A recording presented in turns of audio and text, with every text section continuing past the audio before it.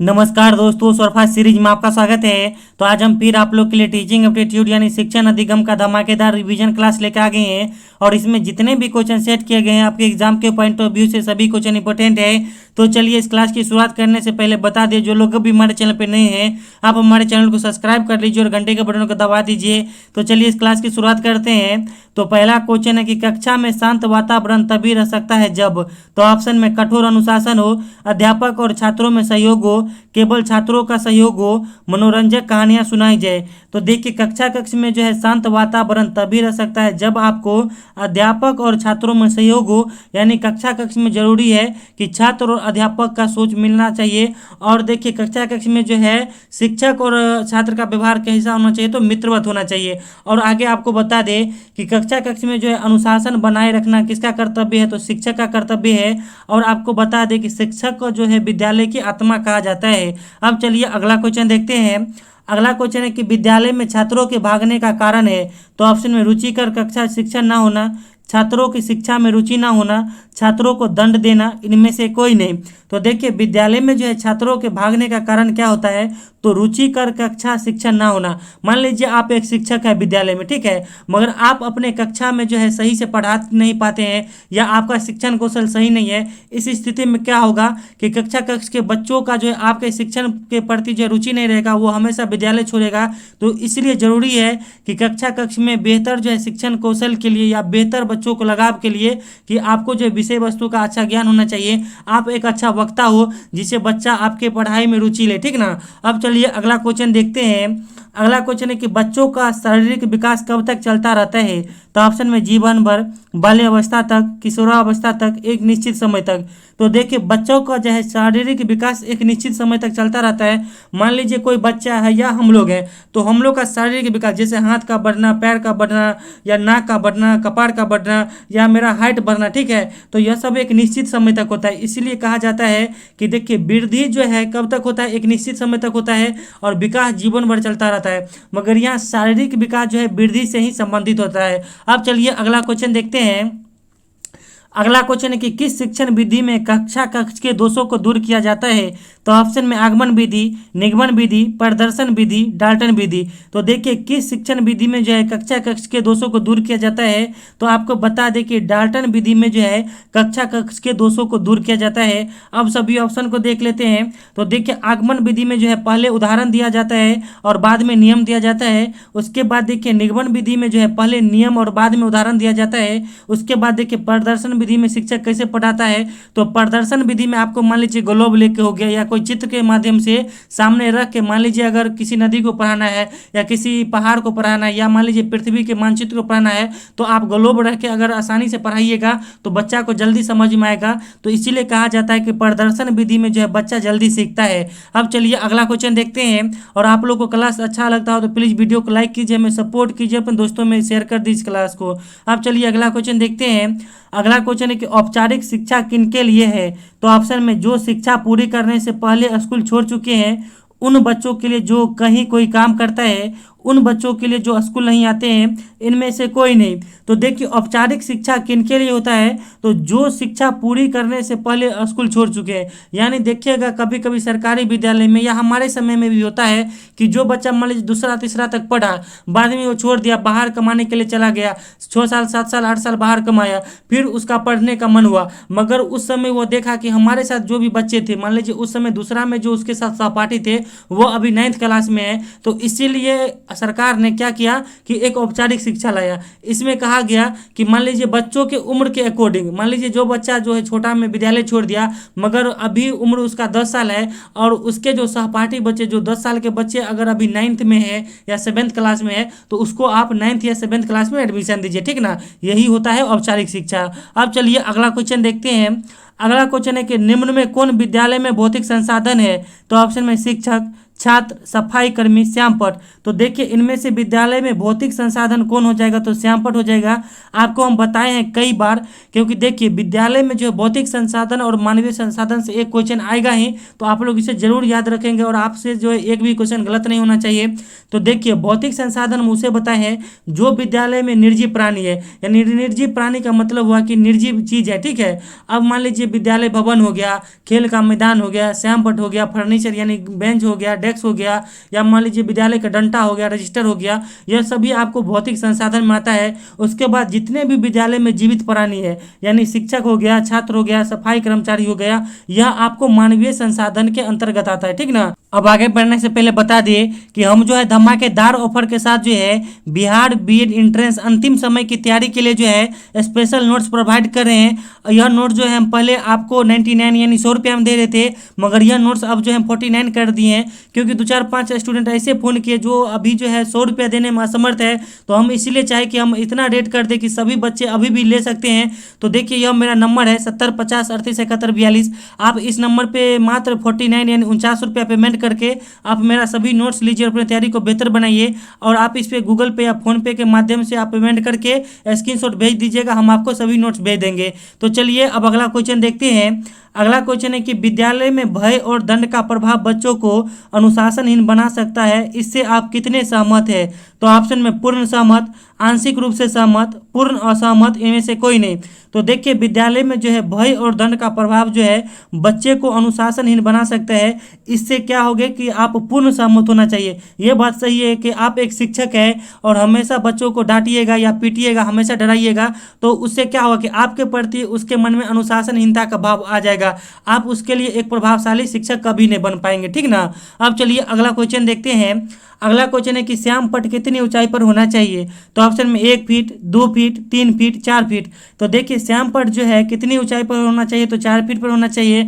और आपको बता दें कि कक्षा कक्ष की जो है खिड़की, यह भी आपको 4 फीट की ऊंचाई पर होना चाहिए। अब यह क्यों होना चाहिए 4 फीट की ऊंचाई पर? तो आपको बता दें कि खिड़की से जो है आपको श्यामपट पर सही से प्रकाश आ पाए, और मान लीजिए शिक्षक अगर श्यामपट पर कुछ लिखते हैं तो सही से बच्चों को दिख पाए, ठीक ना। अब चलिए अगला क्वेश्चन देखते हैं। अगला क्वेश्चन है कि विद्यालय में सभी शिक्षकों को समय पर आना चाहिए, क्योंकि इससे, तो ऑप्शन में विद्यालय के सभी कार्यक्रम समय पर होंगे, छात्रों में अच्छा आदत का विकास होगा, विद्यालय में अनुशासन कायम होगा, इनमें से कोई नहीं। तो देखिए विद्यालय में सभी शिक्षकों को समय पर आना चाहिए, क्योंकि इससे क्या होगा कि विद्यालय के सभी कार्यक्रम समय पर होंगे, चाहे वो प्रार्थना हो या असेंबली का कार्य हो या मान लीजिए शिक्षण कौशल का कार्य हो, या समय पर होगा। मान लीजिए आप एक शिक्षक है, विद्यालय आने के टाइम 9 बजे है और आप 11 बजे आते हैं, तो अब आप समझ सकते हैं ना कि शिक्षण कौशल सबसे बेकार होगा, कोई भी काम सही से नहीं हो पाएगा, आप जो है प्रभावशाली शिक्षा आप विद्यालय में नहीं दे पाएंगे, ठीक ना। इसीलिए आपको बताते हैं कि समय सारणी को जो है विद्यालय का दर्पण कहा जाता है। अब चलिए अगला क्वेश्चन देखते हैं।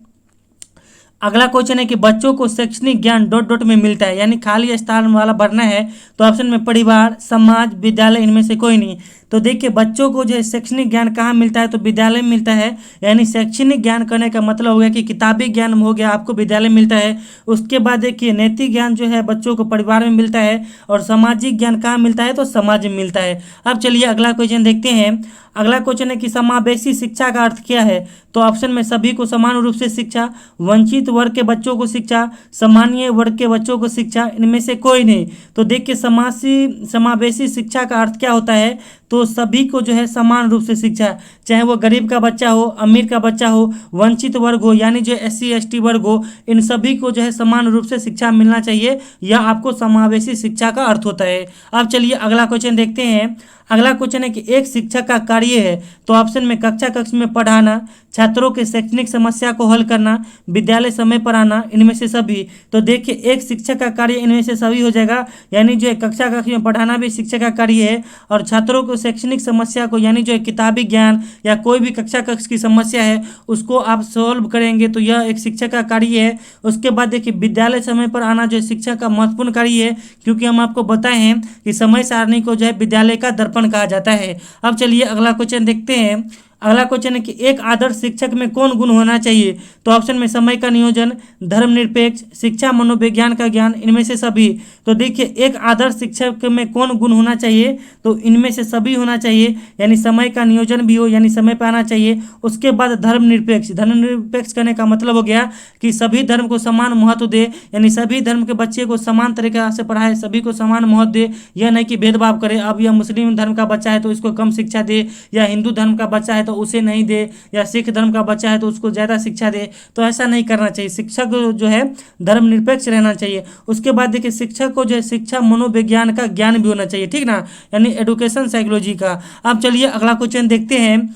अगला क्वेश्चन है कि एक अभिभावक आपसे विद्यालय में मिलने के लिए कभी नहीं आता है तो आप क्या करेंगे? तो ऑप्शन में बच्चों की उपेक्षा करेंगे, अभिभावक को पत्र लिखेंगे, बच्चों को दंड देना शुरू करेंगे, आप स्वयं उनसे मिलने जाएंगे। तो देखिए एक अभिभावक आपसे विद्यालय में मिलने के लिए कभी नहीं आता है तो आपका फर्ज क्या बनता है कि आप जो है स्वयं उनसे मिलने जाइए। मान लीजिए आप बच्चों की उपेक्षा करेंगे, यानी उसको जो है निंदा करेंगे, तो उससे बच्चों पे क्या होगा? नकारात्मक प्रभाव पड़ेगा। या आप अभिभावक को पत्र लिखेंगे तो ये लंबा समय है। मान लीजिए यह भी तो हो सकता है कि अब अभिभावक का घर जो है विद्यालय से 100 मीटर की दूरी पर हो। अगर आप यहाँ पत्र का माध्यम चुनेंगे तो पत्र के लिए आप फिर पोस्ट ऑफिस जाइए, फिर वहाँ से आएगा तो लंबा समय लग जाएगा। इससे बेहतर है कि आप जो है खुद विद्यालय से जाके, यानी विद्यालय से अभिभावक के घर जाइए और सभी बात बताइए, या फिर वहाँ जानकारी लीजिए कि बच्चा विद्यालय क्यों नहीं आता है, ठीक ना। अब चलिए अगला क्वेश्चन देखते हैं। अब अगला क्वेश्चन है कि निम्न में कौन शिक्षण कुशलता से संबंधित है? तो ऑप्शन में श्याम पट पर लिखना, प्रश्नों को हल करना, प्रश्न पूछना, इनमें से सभी।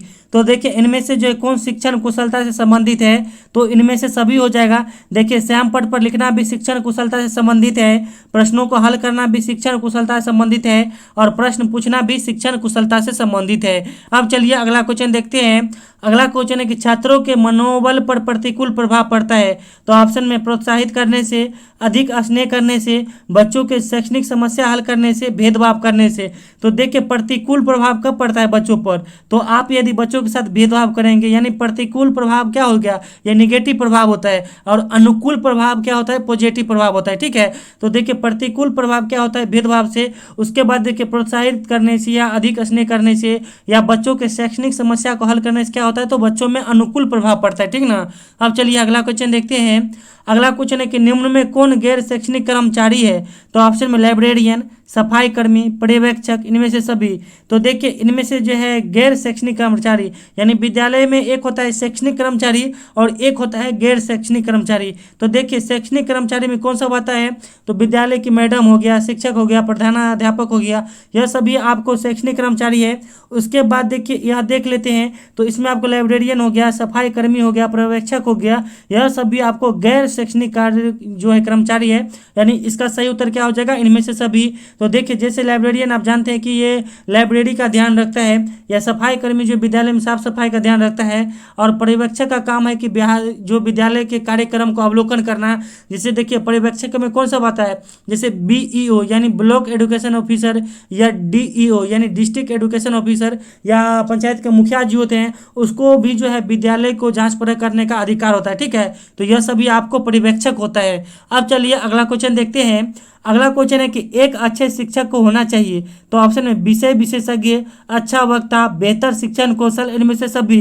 तो देखिए एक अच्छे शिक्षक को इनमें से सभी होना चाहिए, यानी विषय वस्तु का विशेषज्ञ होना चाहिए। उसके बाद देखिए अच्छा वक्ता भी होना चाहिए, और उनका बेहतर शिक्षण कौशल भी होना चाहिए। अब चलिए अगला क्वेश्चन देखते हैं। अगला क्वेश्चन है कि अधिगम में अवरोध उत्पन्न करता है। तो ऑप्शन में निरंतर शोर से, कमरे में प्रकाश से, अच्छा शिक्षण कौशल से, मजबूत फर्नीचर से। तो देखिए इसका सही उत्तर क्या हो जाएगा? तो अधिगम में अवरोध उत्पन्न होता है निरंतर शोर से, यानी विद्यालय के आसपास अगर हमेशा शोर होता रहेगा तो विद्यालय जो माने विद्यालय में जो है बच्चों एकाग्र होकर पढ़ नहीं पाएंगे। तो इसीलिए जरूरी है कि विद्यालय कहाँ होना चाहिए? तो शांत जगह पर होना चाहिए, ठीक है। उसके बाद देखिए कमरे में प्रकाश से, अच्छा शिक्षण कौशल से, मजबूत फर्नीचर से जो है इससे आपको शिक्षा में अवरोध उत्पन्न नहीं होता है, या अधिगम में अवरोध उत्पन्न नहीं होता है, ठीक ना। अब चलिए अगला क्वेश्चन देखते हैं। अब अगला क्वेश्चन है कि कक्षा कक्ष में अनुशासन बनाए रखना किसका कर्तव्य है। तो इस क्वेश्चन का आंसर आप लोग कमेंट बॉक्स में दीजिएगा, क्योंकि इसका उत्तर हम पहले ही इसी वीडियो में बता चुके हैं। तो हम आप लोग से अपेक्षा करते हैं कि आप लोग सही उत्तर देंगे, और आप सभी लोग मेरा नोट्स लीजिए और अपनी तैयारी को बेहतर बनाइए। और अभी 49 रुपया तो बहुत छोटा अमाउंट है, इसीलिए आप लोग कोई भी अपने तैयारी में मिस्टेक नहीं कीजिए कहीं से, क्योंकि इस बार कंपटीशन बढ़ गया है। तो चलिए, thank you, all the best, हमारे साथ बने रहिए, थैंक यू।